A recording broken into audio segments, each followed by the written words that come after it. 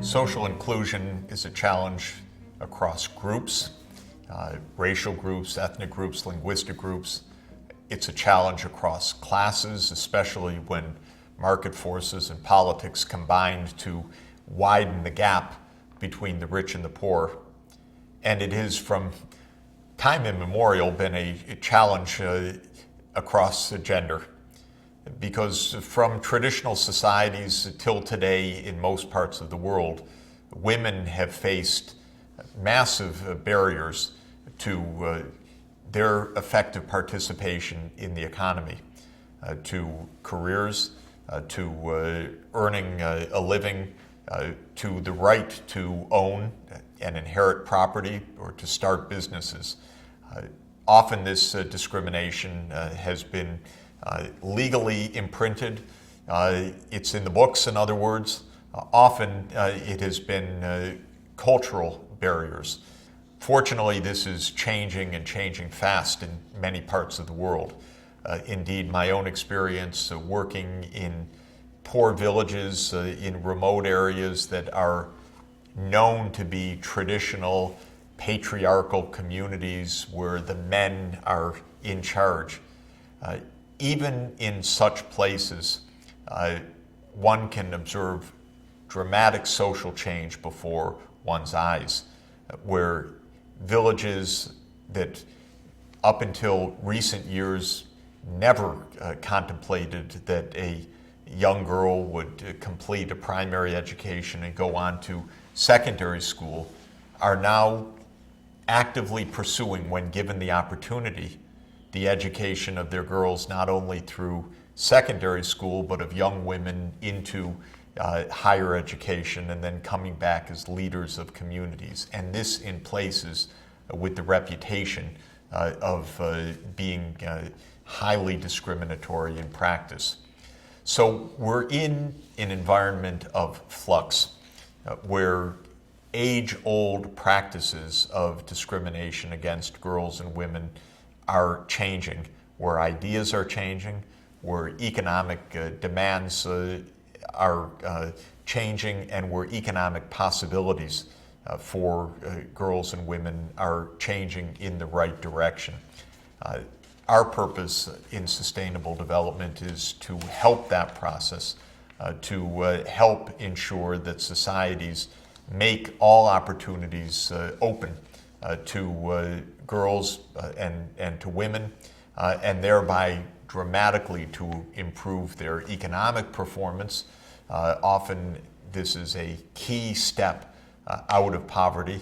Often it's a key step to overall sustainable development, because when girls are educated, when women are empowered, many very important and powerful and wonderful things happen in society that help not only the economic development, the social equality, but also the environmental sustainability, and of course the quality of governance in society, all of the aspects of sustainable development.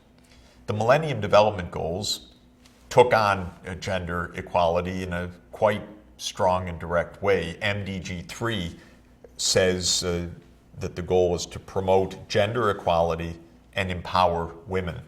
And the specific target attached to that is in the education sector, to eliminate gender disparity in primary and secondary education, preferably by 2005, and in all levels of education no later than 2015.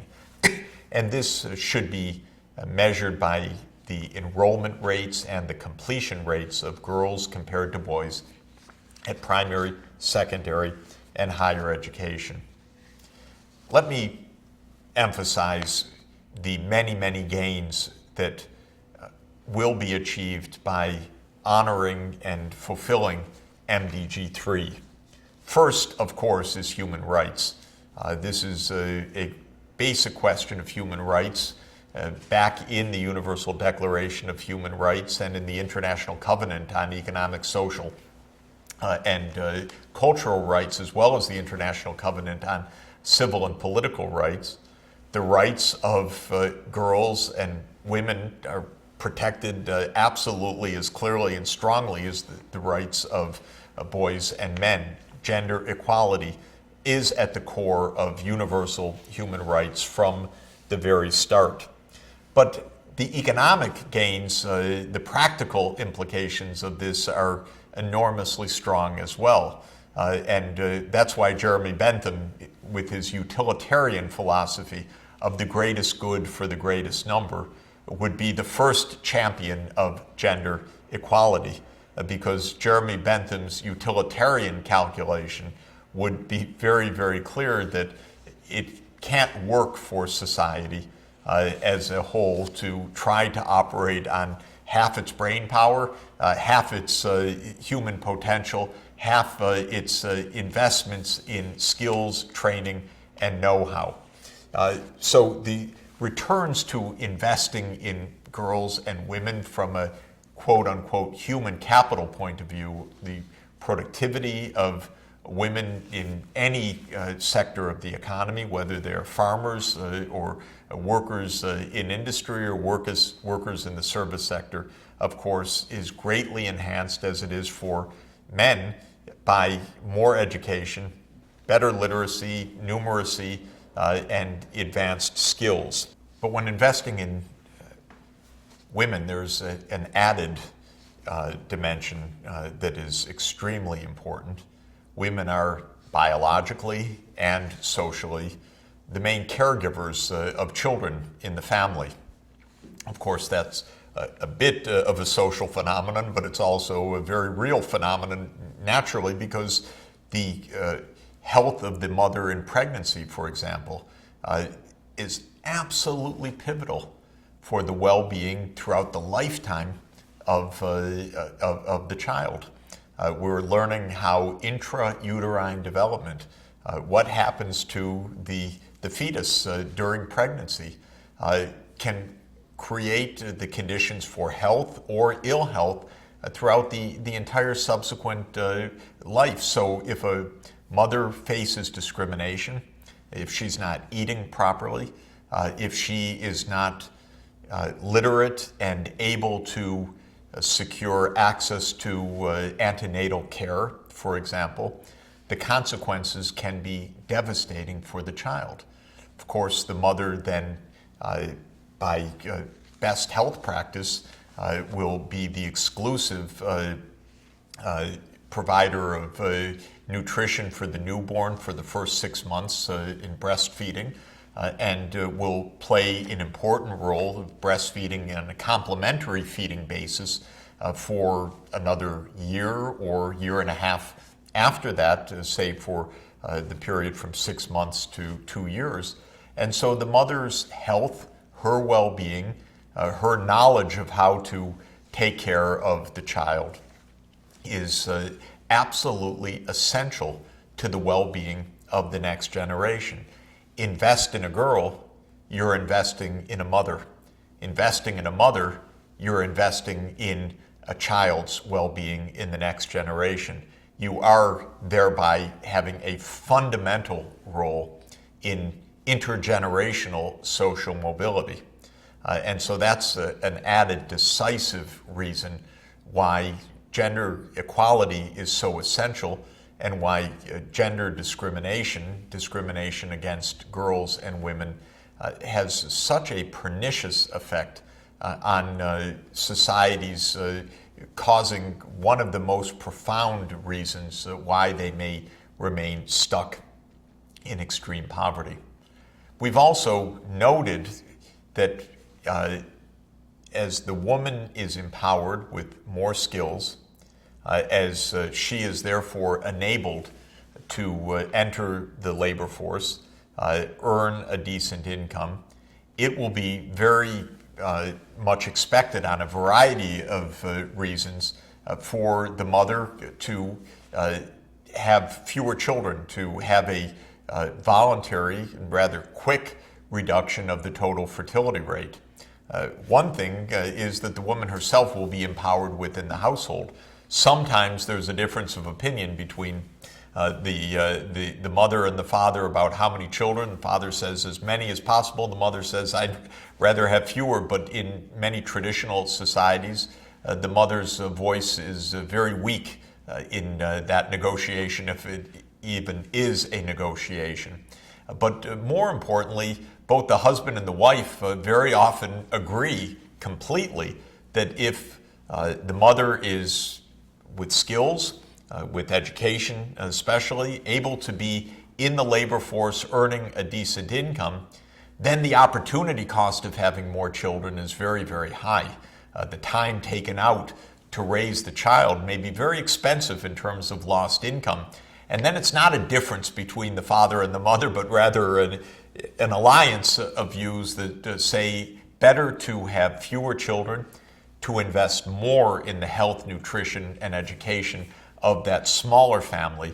And we've seen for so many reasons why that's a better deal for the children themselves and a better deal for the society in accelerating the end of extreme poverty and in combining the economic development with the social inclusion in that next generation.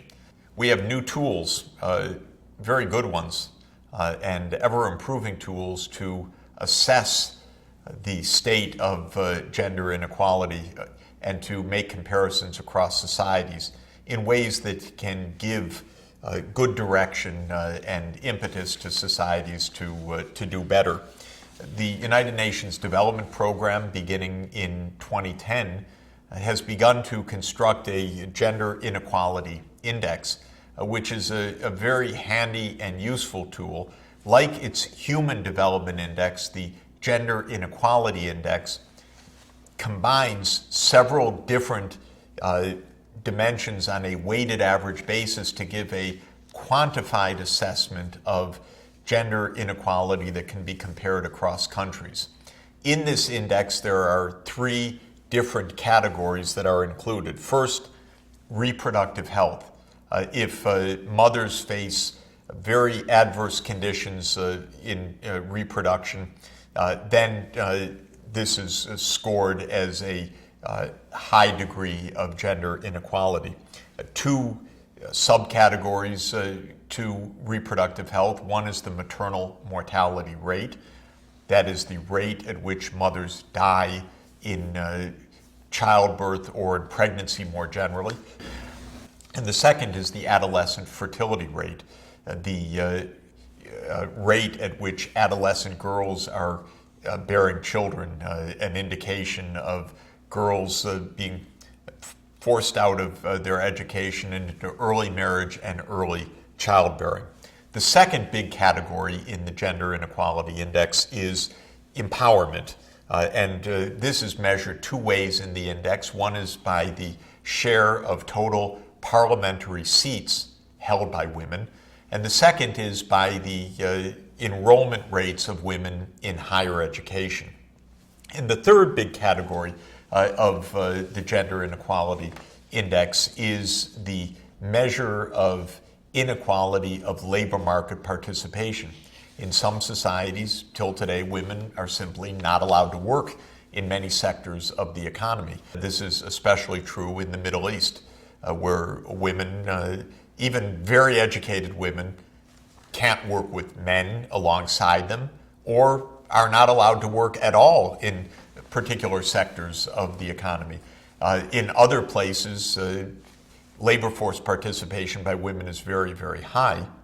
Public policy plays a role here not only in barring or allowing women to participate in particular sectors, but also in facilitating that participation.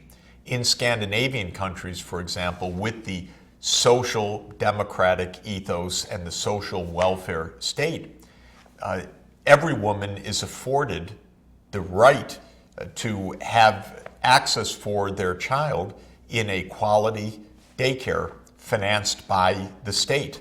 And that enables mothers, even poor mothers who might otherwise not be able to afford the child care, to leave the children with high confidence in a in a very safe preschool environment, and often a preschool environment which does an excellent job of helping to prepare that young child for primary school education. Well, the result of putting together these three factors of reproductive health, of empowerment, and labor force participation gives us a world map that you see in front of you. And the color code, as always, gives us an indication of the relative rankings of countries. What you can see is that, again, not surprisingly, because we've seen it again and again, Northern Europe, and especially Scandinavia, Sweden, Norway, Denmark, stand right at the top of the World League tables in having the lowest gender inequality. Strong representation of women in parliament, very high labor force participation, excellent coverage of reproductive health services. Then you have many countries that are a bit in the middle of the pack, still high, but not as high as Scandinavia. My own country, the United States, is an example of that, where conditions are relatively good on a global basis, and this is after decades of improvements of the legal status and the social status of women in the society and in the labor force. And then there are countries that are clearly places where girls and women continue to face a tremendous amount of discrimination. And you see this in West Africa, where the index scores are low. And you see it especially in the places where the inequality ranks the highest. This is in the Middle East and in West Asia. Typically societies, Islamic societies, where women are not allowed to have an economic role, where strict separation by gender is often enforced, as in many aspects of Saudi society, and where women's participation in the political process is extremely low. So this gender inequality index is rather vivid in highlighting on a multidimensional basis where progress has been high and where progress is still very much needed if society is to reap the benefits of gender equality. We can see in more detailed way the underlying factors in this index. Shown here is the participation rate by women in parliament. We know that in much of the world, women are not well represented. This is true in a lot of Africa, it's true in the Middle East, it's true in large parts of Asia. On the other extreme, again, is the very high representation in Northern Europe and especially in Scandinavia. Remember that Rwanda is a remarkably exciting exception to the general trends because there's very, very high women's representation in the parliament, more than 50%, the very highest in the world. And I think causally a factor in Rwanda's large strides in social progress and social indicators in recent years. The next picture shows the labor force participation differences across the world. The highest rates of labor force participation, again, are in the Scandinavian countries with all of the support of the social welfare system. The lowest rates are in the Middle East and North Africa and Western Asia, and in South Asia as well, where women are not in the labor force either for legal or for cultural reasons at anywhere close to the rates in other countries. These are tremendous lost opportunities. I've worked in a number of countries in this region. Often households are quite poor. The woman is quite skilled, maybe even with a college education, but not in the labor force because of the prevailing ideas within the family, that it's not right for the woman to be out of the house, for example. And I find it a bit frustrating to see the family and the children suffering poverty, even when the opportunities are there, the skills are there, and with both the legal and social empowerment, the women would definitely find opportunities and very gainful employment. Even in the high-income countries where labor force participation has remained higher, or has become higher, I should say, because it's reflected a lot of social change over the last half century, there are still some significant gaps in the earnings of men and women. Women may take time out from the labor market during childbearing and raising young children, and this can cause them to suffer a strong loss of earnings. Companies may discriminate, saying we are not going to invest in the skills or the promotion of women because we think they're going to leave to raise families, or simply because of social norms.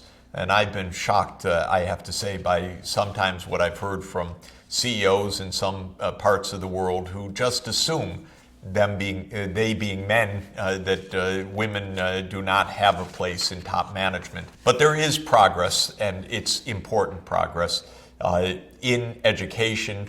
And I think with the good impetus of the Millennium Development Goals, there has been a narrowing of the gap. At the primary level, the gap has nearly been closed, or has been closed in most parts of the world. Girls in primary school age are in school, they are completing school, they have comparable enrollments to boys.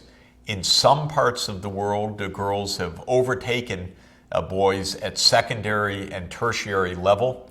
This is an exciting development. Sometimes I'm wondering what's happening to those young men because they're dropping out. The girls are staying in university. Latin America, which had a tradition and a reputation as a machismo society, male-oriented, is a place where girls have really done very, very well at secondary and tertiary education, and the gaps have been narrowed or fully closed, or more than closed in recent years, and this is a very exciting development. What can be done? What should be done when gender inequality is high and society is bearing the heavy costs of that? It's clear that, as always, a multi-dimensional process needs to be deployed, because some of these barriers are legal, some are cultural, some are a matter of tradition and inertia. Legal reform is often remaining a very important factor. Can women run businesses? Can they own property? Can they inherit property? Shockingly, the answer is often no, still today in the 21st century. Women's representation in politics. Sometimes it's a matter of women running for office and this becoming a normal practice. Some societies have added quotas that say that a certain proportion of the votes on a proportional representation list of a party must be taken by women. And this can have a very powerful effect of changing ideas, changing norms, and changing policies when the women are represented. Government financial support for families, for maternity leave, for childcare play a huge practical role in the places that have had most success, especially in the Scandinavian context. The rest of the world needs to learn from that example. Early childhood development activities where government ensures childcare, preschool, health and nutrition programs for young children, obviously for boys as well as girls, is a big help for gender equality. because otherwise the mothers are the caregivers. The mothers don't then have the opportunities either to provide the care that their young children need or to be able to rejoin the labor market. And finally, it bears emphasizing that around the world till today, women face a terrible, terrible unspoken burden of violence, whether it's rape and the kind of violence that once in a while gets reported, or it's husbands beating wives, and we know that this is a part of the real world around the world. UNICEF and other UN agencies have undertaken heroic efforts to bring this kind of violence against women and girls to light, to help advocate and press for changes of laws. And when the laws are on the books but the enforcement is not, to press for proper enforcement and public leadership so that these laws are taken seriously and they are enforced. In many traditional societies, women were the property of their husbands and the property to beat if that's how they saw fit.